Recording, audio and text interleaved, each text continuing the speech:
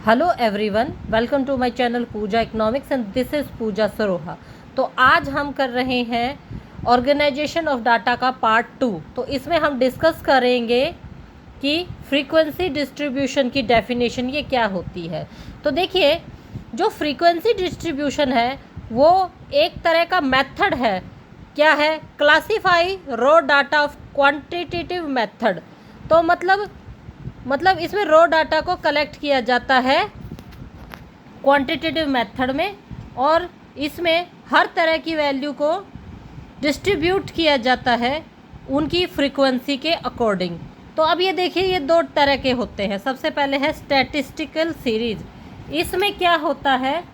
इसमें statistical manner में data को ऑर्गेनाइज किया जाता है या अरेंज किया जाता है according to their size and time period या दूसरा क्राइटेरिया। तो अब कैरेक्टरिस्टिक के बेसिस पे इनको किस तरह से डिफाइन किया जाता है। तो सबसे पहले आ जाती है हमारी टाइम सीरीज। तो टाइम सीरीज में ये टाइम के ऊपर बेस होते हैं। स्पेशल सीरीज में जियोग्राफिकल एरिया के अकॉर्डिंग ये अरेंज होते हैं, और कंडीशन सीरीज में ये सर्टेन कंडीशन अभी उनकी क्या है उसके ऊपर ये जो है ये उनको मेंशन या फिर डिफाइन किया जाता है। On the second one is on the basis of construction. Individual series मतलब वैल्यू विदाउट फ्रीक्वेंसी, उनकी only integration value without frequency के अकॉर्डिंग ये अरेंज किए जाते हैं। डिस्क्रीट सीरीज में ये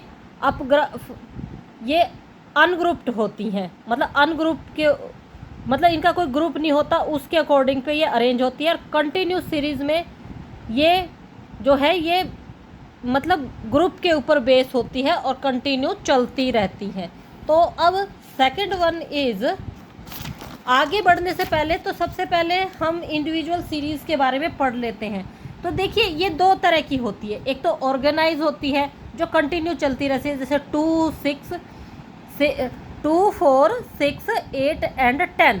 और अनऑर्गेनाइज इंडिविजुअल सीरीज जो होती हैं वो ऑर्गेनाइज नहीं होती, जैसे कि 8, 2, 6, 10, 4।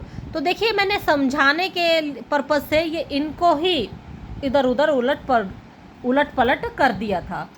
तो अब नेक्स्ट वन इज टर्म। तो अब जो फ्रीक्वेंसी डिस्ट्रीब्यूशन है उनकी टर्म क्या क्या होती है। तो सबसे पहले टेलीमार्क। तो इसमें जो टेलीमार्क में, तो देखिए ये वाला जो टूल है वो यूज़ किया जाता है किसी भी टेलीमार्क को रिप्रेजेंट करने के लिए ये वाला टूल इस्तेमाल किया जाता है। ये तो होता है 1 के लिए, और अगर हम 5 के लिए यूज़ करें तो हम ये वाला जो मार्क है ये 5 के लिए यूज़ किया जाता है। अब next one is frequency. Frequency जो है ये गिवन वैल्यू होती है नंबर्स की एक पर्टिकुलर टाइम में। तो अब क्लास फ्रीक्वेंसी जो होती है ये किसी पर्टिकुलर क्लास के ऊपर जो है ये एक गिवन नंबर होता है किसी पर्टिकुलर क्लास के ऊपर। Next one is class limit. ये दो तरह की होती हैं। ये होती है upper class limit and lower class limit. ये दो तरह की होती है।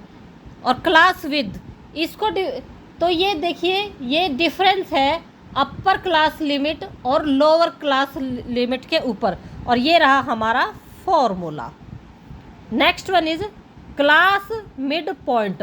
तो अब ये क्लास मिड पॉइंट ये एक वैल्यू होती है जो क्लास को रिप्रेजेंट करती है, और इसको कैलकुलेट किया जाता है एवरेज अपर क्लास लिमिट और लोअर क्लास लिमिट को।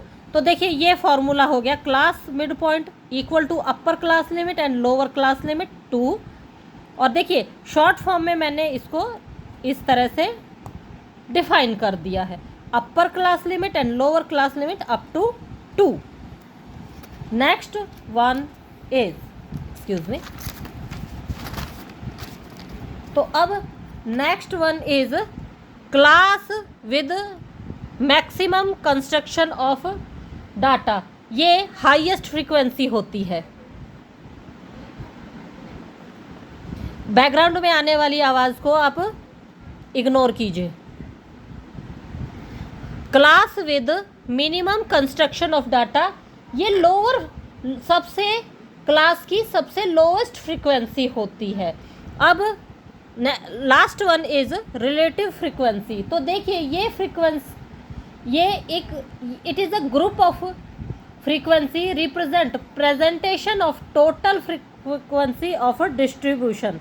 तो अब इसका देखिए फॉर्मूला क्या है, frequency of A group into frequency of distribution, ये इसका फॉर्मूला है।